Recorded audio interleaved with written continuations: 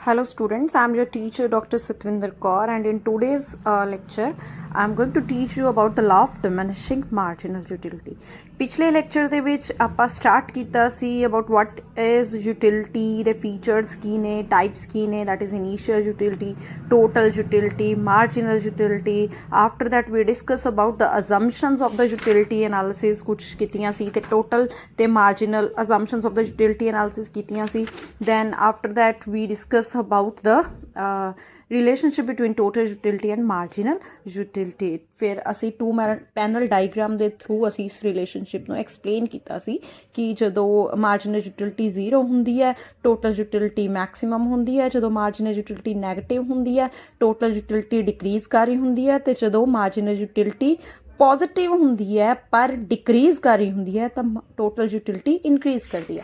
ਇਸ ਲੈਕਚਰ ਦੇ ਵਿੱਚ ਦੋ ਲਾਸ ਨੇ ਜਿਹੜੇ ਯੂਟਿਲਿਟੀ ਐਨਾਲਿਸਿਸ ਦੇ. One is the law of diminishing marginal utility and other is the law of equi marginal utility. ਆਪਾਂ ਪਹਿਲੇ ਲਾਅ ਦੀ ਗੱਲ ਕਰਾਂਗੇ, law of diminishing marginal utility.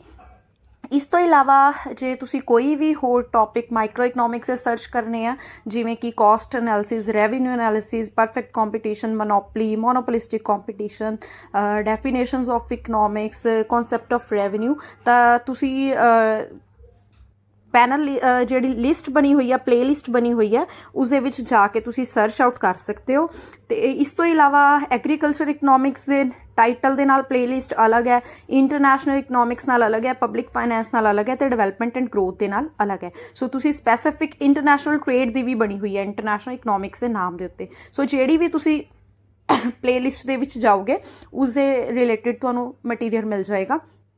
ਇਸ ਤੋਂ ਇਲਾਵਾ ਇਫ ਯੂ ਵਾਂਟ ਕਿ ਕੋਈ ਵੀ ਸਪੈਸੀਫਿਕ ਟੌਪਿਕ ਦੇ ਉੱਤੇ ਇਕਨੋਮਿਕਸ ਦੇ ਨਾਲ ਰਿਲੇਟਿਡ ਮੈਟਰ ਬਣਾਇਆ ਜਾਏ, ਵੀਡੀਓ ਦੇ ਰੂਪ ਦੇ ਵਿੱਚ ਐਕਸਪਲੇਨ ਕੀਤਾ ਜਾਏ, ਤਾਂ ਤੁਸੀਂ ਕਮੈਂਟ ਬਾਕਸ ਦੇ ਵਿੱਚ ਤੁਸੀਂ ਆਪਣੀ ਪ੍ਰੈਫਰੈਂਸ ਦੱਸ ਸਕਦੇ ਹੋ ਕਿ ਇਸ ਟੌਪਿਕ ਦੇ ਉੱਤੇ ਲੈਕਚਰ ਬਣਾਇਆ ਜਾਏ. For regular updates and videos channel ਨੂੰ ਸਬਸਕ੍ਰਾਈਬ ਕਰਿਓ ਅਤੇ must share your review after watching the video. Okay, thank you. So now we are going to begin the law of diminishing marginal utility. Marginal utility ਦਾ ਮਤਲਬ ਆਪਾਂ ਪਹਿਲੇ ਵੀ ਕੀਤਾ ਹੈ ਕਿ ਕਿਸੇ ਵੀ ਜਿਹੜੀ ਹੈ ਫਸਟ ਯੂਨਿਟ ਤੋਂ ਹੋਣ ਵਾਲੀ satisfaction, additional unit, new unit ਤੋਂ ਹੋਣ ਵਾਲੀ ਸੈਟਿਸਫੈਕਸ਼ਨ ਨੂੰ ਆਪਾਂ marginal utility ਬੋਲਦੇ ਹਾਂ.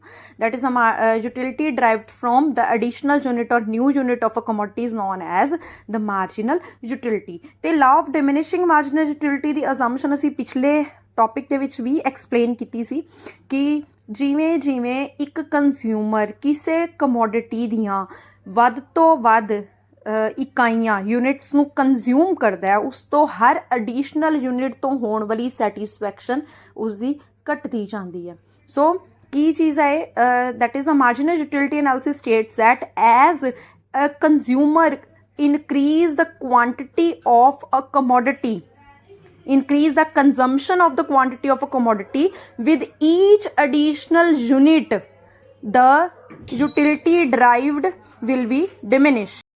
ਸੋ ਇਸ ਨੂੰ ਆਪਾਂ ਇਸ ਤਰੀਕੇ ਨਾਲ ਵੀ ਐਕਸਪਲੇਨ ਕਰ ਸਕਦੇ ਹਾਂ ਕਿ ਜਿਵੇਂ as a consumer increase the consumption of any one commodity, ਜਿਵੇਂ ਜਿਵੇਂ ਕੰਜ਼ਿਊਮਰ ਕਿਸੇ ਇੱਕ ਕਮੋਡਿਟੀ ਦੀ ਕੰਜ਼ੰਪਸ਼ਨ ਨੂੰ ਇਨਕਰੀਜ਼ ਕਰ ਰਿਹਾ ਹੈ, keeping constant the consumption of all other commodities, ਦੂਸਰੀਆਂ ਸਾਰੀਆਂ ਕਮੋਡਿਟੀਜ਼ ਦੇ ਨਾਲ ਆਪਾਂ ਕੋਈ ਕੰਪੈਰੀਜ਼ਨ ਨਹੀਂ ਕਰ ਰਹੇ, ਉਸਦੀ ਸਪੈਸੀਫਿਕਲੀ ਆਪ ਦੀ ਕੰਜ਼ੰਪਸ਼ਨ ਨੂੰ ਦੇਖ ਰਹੇ ਹਾਂ, ਉਸੀ ਦੀ ਕੰਜ਼ੰਪਸ਼ਨ ਨੂੰ ਜਿਵੇਂ ਜਿਵੇਂ ਉਹ ਇਨਕਰੀਜ਼ ਕਰ ਰਿਹਾ ਹੈ, the marginal utility of the variable commodity, ਜਿਹੜੀ ਕਮੋਡਿਟੀ ਦੀ ਅਸੀਂ ਗੱਲ ਕਰ ਰਹੇ ਹਾਂ ਉਸਦੀ marginal utility must eventually decrease ਹੋ ਜਾਏਗੀ. ਸੋ ਇਸ ਨੂੰ ਆਪਾਂ ਅਜ਼ੰਪਸ਼ਨਸ ਦੇ ਨਾਲ ਲਾ ਨੂੰ ਐਕਸਪਲੇਨ ਕਰਨ ਤੋਂ ਪਹਿਲੇ ਅਜ਼ੰਪਸ਼ਨਸ ਕਰਾਂਗੇ. ਅਗਰ ਤੁਸੀਂ ਇਹ ਅਜ਼ੰਪਸ਼ਨਸ ਨੂੰ ਕੰਪੇਅਰ ਕਰੋ ਤਾਂ ਪਿੱਛੇ ਜਿਹੜੀਆਂ ਅਜ਼ੰਪਸ਼ਨਸ ਕੀਤੀਆਂ ਸੀ ਯੂਟਿਲਿਟੀ ਦੀਆਂ, ਤਾਂ ਤੁਸੀਂ ਦੇਖੋਗੇ ਕਿ ਇਸ ਦੀਆਂ ਕਾਫੀ ਅਜ਼ੰਪਸ਼ਨਸ ਉਸ ਦੇ ਨਾਲ ਮੈਚ ਕਰਦੀਆਂ ਨੇ. ਮੋਰ ਦੈਨ 80% ਅਜ਼ੰਪਸ਼ਨਸ ਸੇਮ ਹੋਣਗੀਆਂ. So utility can be measured in the cardinal number system. So ਸਭ ਤੋਂ ਪਹਿਲੀ ਗੱਲ ਹੈ ਕਿ ਮਾਰਜਨਲ ਯੂਟਿਲਿਟੀ ਐਨਾਲਿਸਿਸ ਜਿਹੜਾ ਹੈ ਉਹ ਮਾਰਸ਼ਲ ਨੇ ਦਿੱਤਾ ਹੈ, ਤਾਂ ਮਾਰਸ਼ਲ ਨੇ ਮਾਰਜਨਲਿਜ਼ਮ ਦਿੱਤਾ ਸੀ ਅਤੇ ਨਾਲ ਇਹ ਮਾਰਜਨਲ ਯੂਟਿਲਿਟੀ ਅਤੇ ਯੂਟਿਲਿਟੀ ਐਨਾਲਿਸਿਸ ਦੀ ਡਿਵੈਲਪਮੈਂਟ ਕਿਉਂਕਿ ਉਹਨਾਂ ਦੇ ਹੱਥ 'ਚ ਹੋਈ ਹੈ ਅਤੇ ਉਹਨਾਂ ਨੇ ਕਾਰਡੀਨਲ ਨੰਬਰਸ ਦੇ ਵਿੱਚ ਇਸਨੂੰ ਮੈਜ਼ਰ ਕੀਤਾ ਸੀ ਕਿ दैट मीन्स कि यूटिलिटी ਨੂੰ ਆਪਾਂ ਮੈਜ਼ਰ ਕਰ ਸਕਦੇ ਹਾਂ in terms of utils, that is 1 2 3 4 15 60 and so on. Marginal utility of money remains constant. ਇਹ ਵੀ ਗੱਲ ਆਪਾਂ ਪਿਛਲੇ ਲੈਕਚਰ ਦੇ ਵਿੱਚ ਡਿਸਕਸ ਕੀਤੀ ਸੀ ਕਿ that means ਕਿ ਜਿਵੇਂ ਕਿ ਜਿਹੜੀ ਜਿਸ ਚੀਜ਼ ਦੇ ਨਾਲ ਅਸੀਂ ਮੈਜ਼ਰ ਕਰ ਰਹੇ ਹਾਂ, ਜਿਵੇਂ ਪਿਛਲੇ ਕੇਸ ਵਿੱਚ ਆਪਾਂ ਇਸ ਨੂੰ ਐਗਜ਼ਾਮਪਲ ਦੇ ਥਰੂ ਐਕਸਪਲੇਨ ਕਰਨ ਦੀ ਕੋਸ਼ਿਸ਼ ਕੀਤੀ ਸੀ ਕਿ ਜੇ ਆਪਾਂ ਕੱਪੜੇ ਨੂੰ ਮੈਜ਼ਰ ਕਰ ਰਹੇ ਹਾਂ ਤਾਂ ਇੰਚੀ ਟੇਪ ਦੀ ਆਪ ਦੀ ਵੇਰੀਏਸ਼ਨਸ ਆਪਾਂ ਨਹੀਂ ਲੈ ਸਕਦੇ ਕਿ ਪਹਿਲੇ ਵਿੱਚ ਅਸੀਂ ਇੰਚੀ ਟੇਪ ਦੇ ਵਿੱਚ ਇਹ ਮੰਨ ਲਈਏ ਕਿ 1 ਮੀਟਰ ਦੇ ਵਿੱਚ 50 ਇੰਚ ਹੁੰਦੇ ਨੇ, ਦੂਸਰੇ 'ਚ ਮੰਨ ਲਈਏ ਕਿ 1 ਮੀਟਰ ਦੇ ਵਿੱਚ 35 ਇੰਚ ਹੁੰਦੇ ਨੇ, ਤੀਸਰੇ 'ਚ ਮੰਨ ਲਈਏ ਕਿ 1 ਮੀਟਰ ਦੇ ਵਿੱਚ 20 ਇੰਚ ਹੁੰਦੇ ਨੇ। ਸੋ ਆਪਾਂ ਇਸ ਤਰੀਕੇ ਨਾਲ ਆਪਣੇ ਅਕੋਰਡਿੰਗਲੀ ਚੇਂਜ ਨਹੀਂ ਕਰ ਸਕਦੇ। ਚਾਹੇ ਮਾਰਜਨਲ ਯੂਟਿਲਿਟੀ ਮਨੀ ਦੀ ਹਰ ਕੰਜ਼ਿਊਮਰ ਦੇ ਲਈ ਸੇਮ ਨਹੀਂ ਹੁੰਦੀ, ਇਹ ਵੀ ਆਪਾਂ ਐਕਸਪਲੇਨ ਕੀਤਾ ਹੋਇਆ ਪਿਛਲੇ ਲੈਕਚਰ ਕਿ ਗਰੀਬ ਦੀ ਮਾਰਜਨਲ ਯੂਟਿਲਿਟੀ ਜਿਹੜੀ ਹੈ ਮਨੀ ਦੀ ਉਹ ਜ਼ਿਆਦਾ ਹੁੰਦੀ ਹੈ ਤੇ ਅਮੀਰ ਦੀ ਮਾਰਜਨਲ ਯੂਟਿਲਿਟੀ ਘੱਟ ਹੁੰਦੀ ਹੈ ਐਡੀਸ਼ਨਲ ਯੂਨਿਟ ਆਫ ਮਨੀ ਦੇ ਨਾਲ। ਇਸ ਨੂੰ ਆਪਾਂ ਪਿਛਲੇ ਲੈਕਚਰ 'ਚ ਯੂਟਿਲਿਟੀ ਐਨਾਲਿਸਿਸ ਦੇ ਵਿੱਚ ਐਕਸਪਲੇਨ ਕੀਤਾ ਸੀ ਐਗਜ਼ਾਮਪਲ ਦੇ ਨਾਲ। ਸੋ ਪਰ ਇੱਥੇ ਆਪਾਂ ਇਸ ਚੀਜ਼ ਨੂੰ ਮੰਨ ਰਹੇ ਹਾਂ ਕਿ marginal utility of money remains constant, ਮੰਨ ਕੇ ਚੱਲ ਰਹੇ ਹਾਂ। Marginal utility of every commodity is independent. ਹਰ ਕਮੋਡਿਟੀ ਜਿੰਨੀਆਂ ਵੀ ਅਸੀਂ ਯੂਜ਼ ਕਰਦੇ ਹਾਂ ਜਾਂ ਜਿੰਨੀਆਂ ਯੂਨਿਟਸ ਯੂਜ਼ ਕਰ ਰਹੇ ਹਾਂ ਉਹ ਇੰਡੀਪੈਂਡੈਂਟ ਹੈ ਉਸਦੀ marginal utility. Every unit of the commodity being used is of the same quality and size. ਇਹ ਬੜਾ ਇੰਪੋਰਟੈਂਟ ਹੈ ਕਿ ਜਦੋਂ ਆਪਾਂ ਮਾਰਜਨਲ ਯੂਟਿਲਿਟੀ ਅਨੈਲਿਸਿਸ ਦੀ ਗੱਲ ਕਰਦੇ ਹਾਂ ਤਾਂ ਜਿਹੜੀ ਕਮੋਡਿਟੀ ਨੂੰ ਆਪਾਂ ਮੈਜ਼ਰ ਕਰ ਰਹੇ ਹਾਂ ਉਹ ਸੇਮ ਕੁਆਲਿਟੀ ਸੇਮ ਸਾਈਜ਼ ਦੀ ਹੈ। ਜਿਵੇਂ ਕਿ ਮੰਨ ਲਓ ਜੇ ਤੁਸੀਂ ਰੋਟੀ ਤੋਂ ਮਾਰਜਨਲ ਯੂਟਿਲਿਟੀ ਮੈਜ਼ਰ ਕਰਨ ਦੀ ਕੋਸ਼ਿਸ਼ ਕਰ ਰਹੇ ਹੋ ਤਾਂ ਰੋਟੀ ਤੋਂ ਹੋਣ ਵਾਲੀ ਯੂਟਿਲਿਟੀ ਇੱਕ ਸਪੈਸੀਫਿਕ ਟਾਈਪ ਆਫ ਰੋਟੀ ਦੀ ਹੋਏਗੀ। ਦਾ ਮਤਲਬ ਇਹ ਬਿਲਕੁਲ ਵੀ ਨਹੀਂ ਹੈ ਕਿ ਪਹਿਲੀ ਵਾਰ ਤੁਸੀਂ ਆਲੂ ਦਾ ਪਰਾਂਠਾ ਯੂਜ਼ ਕਰ ਰਹੇ ਹੋ, ਦੂਜੀ ਵਾਰ ਤੁਸੀਂ ਗੋਭੀ ਦਾ ਪਰਾਂਠਾ ਯੂਜ਼ ਕਰ ਰਹੇ ਹੋ, ਤੀਸਰੀ ਵਾਰ ਤੁਸੀਂ ਸਿੰਪਲ ਕਣਕ ਦੀ ਰੋਟੀ ਯੂਜ਼ ਕਰ ਰਹੇ ਹੋ, ਚੌਥੀ ਵਾਰ ਤੁਸੀਂ ਬਾਜਰੇ ਦੀ ਰੋਟੀ ਯੂਜ਼ ਕਰ ਰਹੇ ਹੋ। ਸੋ ਯੂਨਿਟ ਆਫ ਐਨਾਲਿਸਿਸ ਸੇਮ ਹੋਏਗਾ, ਸੇਮ ਸਾਈਜ਼ ਦਾ ਹੋਏਗਾ। ਉਨੀ ਇਹ ਵੀ ਨਹੀਂ ਹੋ ਸਕਦਾ ਕਿ ਇੱਕ ਗਰਾਈ ਤੋਂ ਇੱਕ ਰੋਟੀ ਦੀ ਇੱਕ ਬੁਰਕੀ ਤੋਂ ਹੋਣ ਵਾਲੀ ਯੂਟਿਲਿਟੀ ਮੈਜ਼ਰ ਕਰ ਰਹੇ ਹੋ ਜਾਂ ਐਪਲ ਦੀ ਮੈਜ਼ਰ ਕਰ ਰਹੇ ਹੋ ਤਾਂ ਐਪਲ ਦੀ ਪਹਿਲੀ ਬਾਈਟ ਤੋਂ ਦੂਜੀ ਬਾਈਟ ਤੋਂ, ਇਸ ਤਰੀਕੇ ਨਾਲ ਨਹੀਂ ਹੋ ਸਕਦਾ। ਪੂਰੀ ਦੀ ਪੂਰੀ ਯੂਨਿਟ ਹੋਣੀ ਚਾਹੀਦੀ ਹੈ। ਜੇ ਐਪਲ ਦੀ ਲੈ ਰਹੇ ਹੋ ਤਾਂ ਸਪੈਸੀਫਿਕਲੀ ਫੁੱਲ ਐਪਲ ਦੀ ਯੂਨਿਟ ਹੋਵੇ। ਇਸ ਤਰੀਕੇ ਨਾਲ ਆਪਾਂ ਇਸ ਨੂੰ ਮੈਜ਼ਰ ਕਰ ਸਕਦੇ ਹਾਂ। There is a continuous consumption of the commodity. Utility measurement ਦੇ ਵਿੱਚ ਕੰਟੀਨਿਊਸ ਕੰਜ਼ੰਪਸ਼ਨ ਚੈੱਕ ਕੀਤੀ ਜਾਂਦੀ ਹੈ। ਇਸ ਨੂੰ ਇਸ ਤਰੀਕੇ ਨਾਲ ਆਪਾਂ ਕਹਿ ਸਕਦੇ ਹਾਂ, ਇਹ ਮਤਲਬ ਨਹੀਂ ਹੈ ਕਿ ਆਪਾਂ ਇੱਕ ਰੋਟੀ ਸਵੇਰੇ ਖਾਈ, ਉਸ ਤੋਂ ਬਾਅਦ ਅਸੀਂ ਦੁਪਹਿਰ ਦੀ ਰੋਟੀ, ਉਸ ਤੋਂ ਬਾਅਦ ਸ਼ਾਮ ਦੀ ਰੋਟੀ, ਉਸ ਤੋਂ ਬਾਅਦ ਰਾਤ ਦੀ ਰੋਟੀ, ਇਸ ਤਰੀਕੇ ਨਾਲ ਯੂਟਿਲਿਟੀ ਮੈਜ਼ਰ ਕਰੀਏ। ਐਵੇਂ ਨਹੀਂ ਹੁੰਦਾ। ਜੇ ਆਪਾਂ ਰੋਟੀ ਦੀ ਯੂਟਿਲਿਟੀ ਮੈਜ਼ਰ ਕਰ ਰਹੇ ਹਾਂ ਤਾਂ ਉਹ ਇੱਕੋ ਸਿਟਿੰਗ ਦੇ ਵਿੱਚ ਹੋਣ ਵਾਲੀ ਯੂਟਿਲਿਟੀ ਤੋਂ ਮੈਜ਼ਰ ਕੀਤੀ ਜਾਏਗੀ, ਸਿਟਿੰਗ ਤੋਂ ਮੈਜ਼ਰ ਕੀਤੀ ਜਾਏਗੀ ਕੰਜ਼ੰਪਸ਼ਨ ਤੋਂ। ਦੈਟ ਇਜ਼ ਕਿ ਇੱਕੋ ਵਾਰੀ 'ਚ ਜੇ ਉਹ 5 ਰੋਟੀਆਂ ਖਾ ਰਿਹਾ ਤਾਂ 5 ਰੋਟੀਆਂ ਤੋਂ ਕਿੰਨੀ ਸੈਟਿਸਫੈਕਸ਼ਨ ਹੋ ਰਹੀ ਹੈ। There is no change in the income of the consumer. There is no change in the price of the commodity and its substitutes. There is no change in the taste, character, fashion and habits of the consumer. Almost ਉਹੀ ਸਾਰੇ points ਨੇ ਜਿਹੜੇ ਕਿ ਆਪਾਂ demand analysis ਦੇ ਵਿੱਚ ਮੰਨ ਕੇ ਚਲੇ ਸੀ ਕਿ other things are same. ਸੋ ਹੁਣ ਆਪਾਂ ਇਸ ਨੂੰ ਐਕਸਪਲੇਨ ਕਰ ਰਹੇ ਹਾਂ ਕਿ ਮੰਨ ਲਓ ਕਿ ਆਪਾਂ ਇੱਥੇ ਇਹਨਾਂ ਨੇ ਆਈਸਕ੍ਰੀਮ ਦੀ ਐਗਜ਼ਾਮਪਲ ਲਿੱਤੀ ਹੈ, ਤੁਸੀਂ ਇੱਥੇ ਐਪਲ ਦੀ ਐਗਜ਼ਾਮਪਲ ਲੈ ਸਕਦੇ ਹੋ, ਚਪਾਤੀ ਦੀ ਐਗਜ਼ਾਮਪਲ ਲੈ ਸਕਦੇ ਹੋ। ਆਪਾਂ ਇੱਥੇ ਮੰਨ ਲਓ ਚਪਾਤੀ ਦੀ ਐਗਜ਼ਾਮਪਲ ਲੈ ਰਹੇ ਹਾਂ ਕਿ ਪਹਿਲੀ ਯੂਨਿਟ ਚਪਾਤੀ ਦੀ ਤੋਂ ਤੁਹਾਡੀ ਮਾਰਜਨਲ ਯੂਟਿਲਿਟੀ 4 ਦੀ ਹੈ, ਦੂਜੀ ਤੋਂ 3, ਤੀਜੀ ਤੋਂ 2, 4 ਤੋਂ 1, 5 ਤੋਂ 0, 6 ਤੋਂ -1। ਮਤਲਬ ਕਿ ਜਿਵੇਂ ਜਿਵੇਂ ਤੁਸੀਂ ਆਈਸਕ੍ਰੀਮ ਜਾਂ ਰੋਟੀ ਦੀਆਂ ਹੋਰ ਐਡੀਸ਼ਨਲ ਯੂਨਿਟਸ ਲੈ ਰਹੇ ਹੋ ਉਵੇਂ ਉਵੇਂ ਇਸਦੀ ਮਾਰਜਨਲ ਯੂਟਿਲਿਟੀ ਡਿਕਰੀਜ਼ ਹੋ ਰਹੀ ਹੈ। ਇਸ ਨੂੰ ਆਪਾਂ ਇਹ same total utility marginal utility ਵਾਲੇ ਕੇਸ ਨਾਲ ਵੀ ਐਕਸਪਲੇਨ ਕਰ ਸਕਦੇ ਹਾਂ। ਆਈ ਮੀਨਸ ਟੂ ਸੇ ਕਿ ਜੇ ਤੁਸੀਂ ਇਹ ਵੀ ਡਾਇਗਰਾਮ ਬਣਾਓ ਵਿਦ ਟੋਟਲ ਯੂਟਿਲਿਟੀ, ਇਹ ਵੀ ਥੋੜਾ ਗਲਤ ਨਹੀਂ ਹੋਏਗਾ ਤੇ ਇਹ ਜ਼ਿਆਦਾ ਕਲੈਰਿਟੀ ਕਰਦਾ ਹੈ। ਕਿਵੇਂ ਕਲੈਰਿਟੀ ਕਰਦਾ ਹੈ? ਮੰਨ ਲਓ ਤੁਸੀਂ ਕਿਸੇ ਦੇ ਘਰ ਗਏ, ਠੀਕ ਹੈ। ਮੈਂ ਆਪਣੇ ਸਟੂਡੈਂਟਸ ਨੂੰ ਜ਼ਿਆਦਾਤਰ ਕਲਾਸ ਦੇ ਵਿੱਚ ਐਗਜ਼ਾਮਪਲ ਦੇਣੀ ਹੁੰਦੀ ਹੈ ਕਿ ਮੰਨ ਲਓ ਕੋਈ ਮੁੰਡਾ ਹੈ, ਉਹਦਾ ਨਵਾਂ ਵਿਆਹ ਹੋਇਆ ਅਤੇ ਉਹ ਆਪਣੇ ਸਹੁਰੇ ਗਿਆ ਅਤੇ ਪਹਿਲੀ ਚਪਾਤੀ ਤੁਹਾਡੇ ਮਦਰ ਇਨ ਲਾਅ ਨੇ ਦਿੱਤੀ, ਤੁਹਾਨੂੰ ਬਹੁਤ ਭੁੱਖ ਲੱਗੀ ਸੀ, ਬਹੁਤ ਸਵਾਦ ਬਣਿਆ ਸੀ ਖਾਣਾ, ਤਾਂ ਤੁਸੀਂ ਪਹਿਲੀ ਚਪਾਤੀ ਤੋਂ ਤੁਹਾਡੀ ਟੋਟਲ ਯੂਟਿਲਿਟੀ ਹੈ 8 ਯੂਟਿਲਸ ਦੀ। ਮਾਰਜਨਲ ਯੂਟਿਲਿਟੀ ਇਸ ਕੇਸ ਵਿੱਚ ਹੋਗੀ ਸੇਮ 8 ਯੂਟਿਲਸ ਦੀ, ਕਿਉਂਕਿ ਪਿਛਲੀ ਐਡੀਸ਼ਨਲ ਯੂਨਿਟ ਕੋਈ ਨਹੀਂ ਹੈ, 0 ਚ ਐਡੀਸ਼ਨ 1 ਹੁੰਦੀ ਹੈ, ਤਾਂ ਉਸ ਦੇ ਨਾਲ ਟੋਟਲ ਯੂਟਿਲਿਟੀ 8 ਹੋਗੀ ਤੇ ਮਾਰਜਨਲ ਸੇਮ ਹੋਗੀ। ਫਿਰ ਉਸ ਤੋਂ ਬਾਅਦ ਤੁਹਾਨੂੰ ਦੂਜੀ ਰੋਟੀ ਦਿੱਤੀ ਗਈ, ਆਫਰ ਕੀਤੀ ਗਈ, ਹਜੇ ਵੀ ਤੁਹਾਨੂੰ ਭੁੱਖ ਲੱਗੀ ਸੀ, ਇਸ ਲਈ ਤੁਹਾਡੀ ਟੋਟਲ ਯੂਟਿਲਿਟੀ ਇਨਕਰੀਜ਼ ਹੋਈ, ਪਰ ਤੁਹਾਡੀ ਮਾਰਜਨਲ ਯੂਟਿਲਿਟੀ ਮਤਲਬ ਦੂਜੀ ਯੂਨਿਟ ਦੀ ਆਪਦੇ ਆਪਣੇ ਆਪ ਚੋਂ ਹੋਈ ਯੂਟਿਲਿਟੀ, ਮਤਲਬ ਕਿ ਜੇ ਆਪਾਂ 2 ਯੂਨਿਟਸ ਦਾ ਟੋਟਲ 14 ਹੈ ਤਾਂ ਪਿਛਲੀ ਯੂਨਿਟ ਨਾਲੋਂ ਮਾਈਨਸ ਕਰ ਦਈਏ ਤਾਂ ਇਕੱਲੀ ਦੂਜੀ ਰੋਟੀ ਨੇ ਤੁਹਾਨੂੰ 6 ਯੂਟਿਲਸ ਦੀ ਸੈਟਿਸਫੈਕਸ਼ਨ ਦਿੱਤੀ। ਮਤਲਬ ਕਿ ਪਿਛਲੀ ਦੇ ਮੁਕਾਬਲੇ ਜਿਹੜੀ ਦੂਜੀ ਰੋਟੀ ਸੀ ਉਸ ਤੋਂ ਸੈਟਿਸਫੈਕਸ਼ਨ ਘੱਟ ਹੋਈ। ਫਿਰ ਉਸਨੇ ਤੀਜੀ ਰੋਟੀ ਵੀ ਖਾਈ, ਤੀਜੀ ਰੋਟੀ ਤੋਂ ਟੋਟਲ ਯੂਟਿਲਿਟੀ 18 ਹੋਈ, ਮਤਲਬ 3 ਰੋਟੀਆਂ ਦਾ ਟੋਟਲ ਯੂਟਿਲਿਟੀ ਜਿਹੜੀ ਹੈ ਉਹ ਓਵਰਆਲ ਇਨਕਰੀਜ਼ ਹੋ ਰਹੀ ਹੈ। ਪਰ ਤੀਜੀ ਯੂਨਿਟ ਦੀ ਆਪ ਦੀ ਸੈਟਿਸਫੈਕਸ਼ਨ ਮਤਲਬ 14 ਤੇ 18 ਦਾ ਡਿਫਰੈਂਸ ਹੈ 4 ਦਾ, ਮਤਲਬ ਕਿ ਥਰਡ ਰੋਟੀ ਦੀ ਆਪ ਦੀ ਸੈਟਿਸਫੈਕਸ਼ਨ ਪਹਿਲੀ ਤੇ ਦੂਜੀ ਨਾਲੋਂ ਘੱਟ ਹੋਈ। ਫਿਰ ਉਹਨੂੰ 4th ਰੋਟੀ ਦਿੱਤੀ ਗਈ, 4th ਰੋਟੀ ਦੇ ਉੱਤੇ ਉਸਨੂੰ 20 ਯੂਟਿਲਸ ਦੀ ਸੈਟਿਸਫੈਕਸ਼ਨ ਹੋਈ 4 ਯੂਨਿਟਸ ਦੇ ਟੋਟਲ ਤੋਂ, ਮਤਲਬ ਕਿ ਚੌਥੀ ਯੂਨਿਟ ਦੇ ਚੌਥੀ ਰੋਟੀ ਦੀ ਆਪ ਦੀ ਸੈਟਿਸਫੈਕਸ਼ਨ ਹੈ 2 ਯੂਟਿਲਸ ਦੀ। ਹੁਣ ਇਸ ਟਾਈਮ ਦੇ ਉੱਤੇ ਹੁਣ ਉਹ ਬੋਲੇਗਾ ਕਿ ਵੀ ਨਹੀਂ ਮੈਨੂੰ ਹੋਰ ਭੁੱਖ ਨਹੀਂ ਲੱਗੀ, please I don't want to eat any more, but ਫਿਰ ਵੀ ਕਿਉਂਕਿ ਪਹਿਲੀ ਵਾਰ ਗਿਆ ਹੈ ਤਾਂ ਸਾਰੇ ਉਸਦੀ ਮਹਿਮਾਨ ਨਿਵਾਜ਼ੀ ਕਰ ਰਹੇ ਹੈ, ਖੁਸ਼ ਹੈ, ਤਾਂ ਉਸਨੂੰ ਇੱਕ ਹੋਰ ਰੋਟੀ ਦੇ ਦਿੱਤੀ ਗਈ।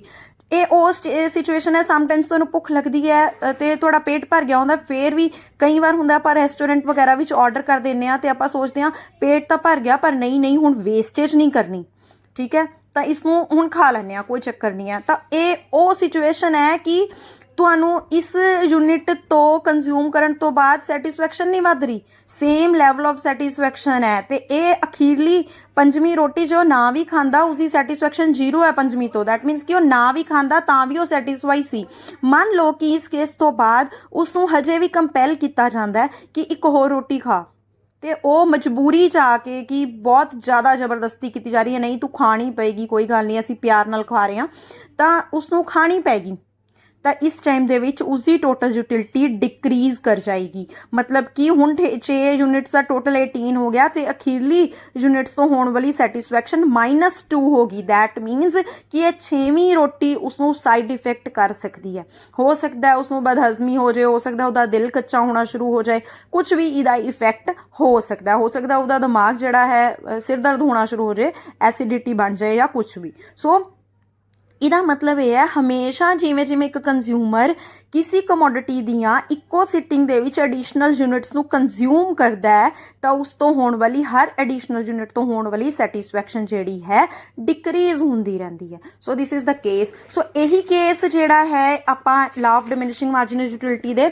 ਇਸ ਟੇਬਲ ਤੇ ਇਸ ਡਾਇਗ੍ਰਾਮ ਦੇ ਵਿੱਚ ਐਕਸਪਲੇਨ ਕੀਤਾ ਹੈ। ਇਹ ਵੀ ਡਾਇਗ੍ਰਾਮ ਆਪਾਂ ਆਲਰੇਡੀ ਐਕਸਪਲੇਨ ਕੀਤਾ ਹੋਇਆ, ਜੇ ਤੁਸੀਂ ਇਸ ਨੂੰ ਧਿਆਨ ਦਿਓ ਤਾਂ ਇਹ ਟੋਟਲ ਯੂਟਿਲਿਟੀ ਮਾਰਜਨਲ ਯੂਟਿਲਿਟੀ ਦੇ ਰਿਲੇਸ਼ਨਸ਼ਿਪ ਵਾਲਾ ਡਾਇਗ੍ਰਾਮ ਸੇਮ ਇਹੀ ਡਾਇਗ੍ਰਾਮ ਹੈ ਜਿਹੜਾ ਇੱਥੇ ਮਾਰਜਨਲ ਯੂਟਿਲਿਟੀ 'ਚ ਦਿੱਤਾ ਹੋਇਆ, ਕਿ ਉਹੀ ਸ਼ੋ ਕੀਤਾ ਗਿਆ ਹੈ ਕਿ ਇੱਕ ਯੂਨਿਟ ਤੇ 4 ਦੀ ਸੈਟਿਸਫੈਕਸ਼ਨ ਹੋ ਰਹੀ ਹੈ, ਦੈਨ 2 ਤੇ 3 ਦੀ, 3 ਤੇ 2 ਦੀ, 4 ਤੇ 1 ਦੀ ਐਂਡ ਸੋ ਔਨ।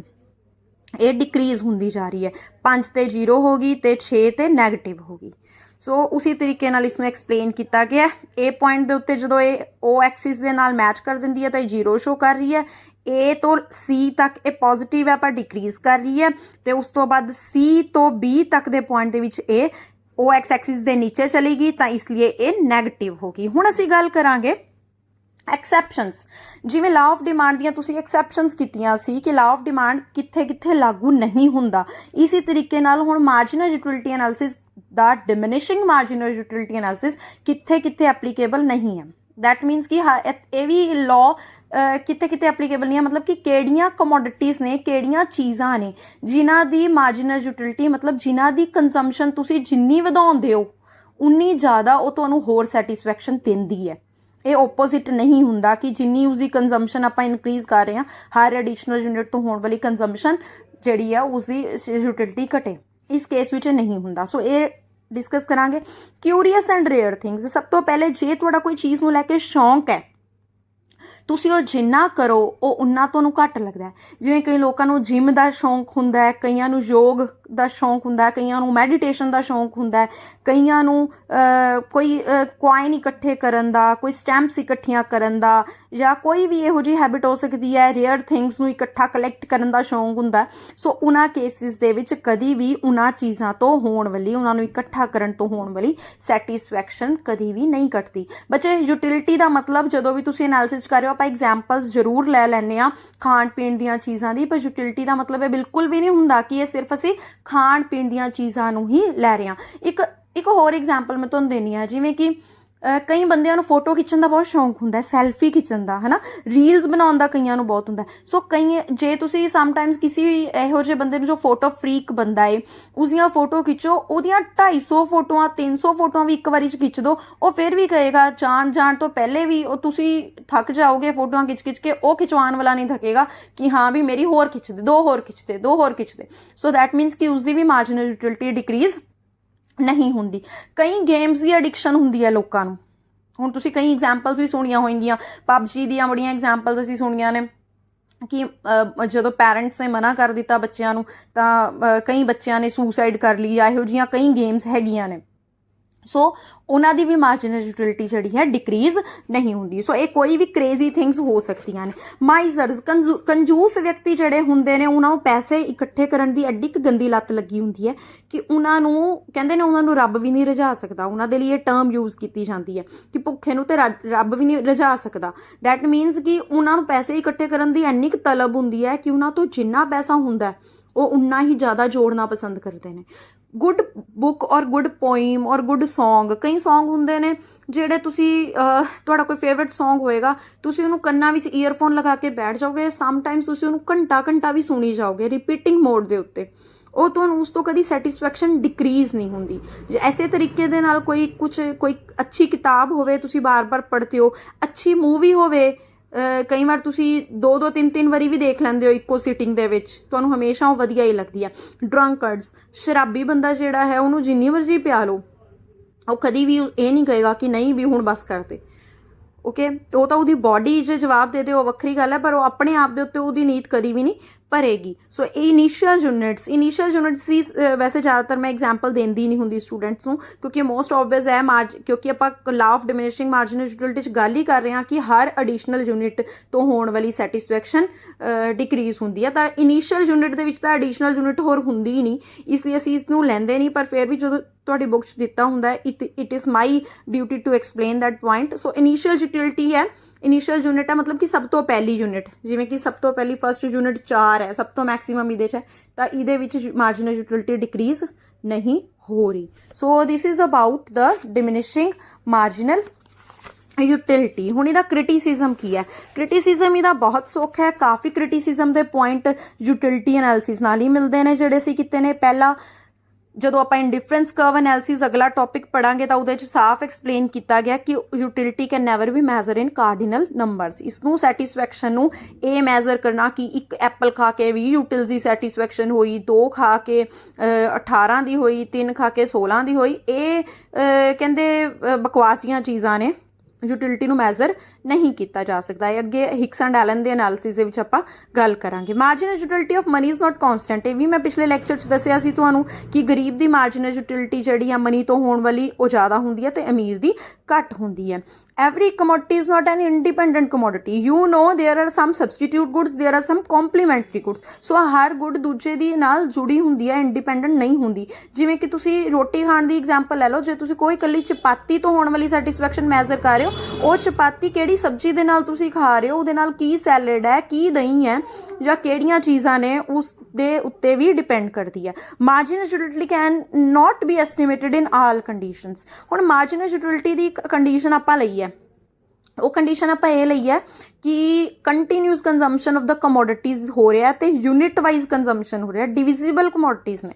ਹੁਣ ਜਿਹੜੀ ਕਮੋਡਿਟੀ ਡਿਵਿਜ਼ੀਬਲ ਹੀ ਨਹੀਂ ਹੈ, ਏਸੀ ਡਿਵਿਜ਼ੀਬਲ ਨਹੀਂ ਹੈ, ਟੀਵੀ ਡਿਵਿਜ਼ੀਬਲ ਨਹੀਂ ਹੈ, ਹੁਣ ਟੀਵੀ ਤੋਂ ਹੋਣ ਵਾਲੀ ਮਾਰਜਨਲ ਯੂਟਿਲਿਟੀ ਕਿਵੇਂ ਮੈਜ਼ਰ ਕਰੋਗੇ? ਤੁਸੀਂ ਨਹੀਂ ਮੈਜ਼ਰ ਕਰ ਸਕਦੇ, ਕਿਉਂਕਿ ਹੁਣ ਉਹ ਹਰ ਵਾਰੀ, ਜਾਂ ਫਰਿੱਜ ਤੋਂ ਹੋਣ ਵਾਲੀ ਰੋਜ਼ ਤੁਸੀਂ ਜੇ ਨਵੀਂ ਯੂਨਿਟ ਹਰ ਯੂਟਿਲਿਟੀ ਮੈਜ਼ਰ ਕਰਨ ਲਈ ਨਵਾਂ ਫਰਿੱਜ ਥੋੜਾ ਨਾ ਅਰੇਂਜ ਕਰੋਗੇ। ਸੋ ਜਿਹੜੀਆਂ ਕਮੋਡਿਟੀਜ਼ ਡਿਵਿਜ਼ੀਬਲ ਨਹੀਂ ਨੇ, ਉਹਨਾਂ ਦੀ ਮਾਰਜਨਲ ਯੂਟਿਲਿਟੀ ਆਪਾਂ ਕਿਵੇਂ ਮੈਜ਼ਰ ਕਰਾਂਗੇ? ਅਨਰੀਅਲਿਸਟਿਕ ਅਜ਼ੰਪਸ਼ਨਸ, ਅਨਰੀਅਲਿਸਟਿਕ ਅਸੰਪਸ਼ਨਸ ਇਹੀ ਨੇ ਕਿ ਟੇਸਟ, ਹੈਬਿਟ, ਫੈਸ਼ਨ, ਇਨਕਮ, ਇਹਨਾਂ ਸਾਰੇ ਪੁਆਇੰਟਸ ਨੂੰ ਆਪਾਂ ਕੌਨਸਟੈਂਟ ਮੰਨ ਕੇ ਚੱਲੇ ਹਾਂ। ਸੋ this is over the law of diminishing marginal utility. ਅਗਲੇ ਲੈਕਚਰ ਦੇ ਵਿੱਚ we will talk about the law of equi marginal utility.